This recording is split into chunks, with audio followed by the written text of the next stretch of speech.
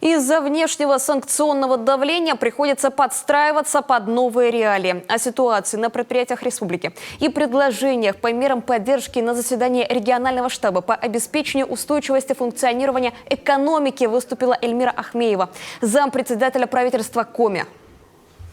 С учетом санкций, безусловно, прогнозируется снижение основных макроэкономических показателей, в том числе валового регионального продукта, промышленного производства и инвестиций. В этой связи крайне важно контролировать ситуацию на системообразующих организациях и ключевых предприятиях Республики Коми. По итогам мониторинга сегодня рисков при остановке деятельности предприятий пока не выявлено. Планы по сокращению персонала отсутствуют, организации работают в штатном режиме.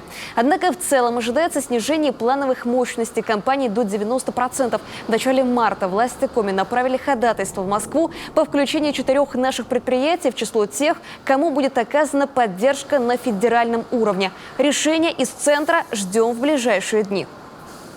Ожидается значительный прирост инфляции.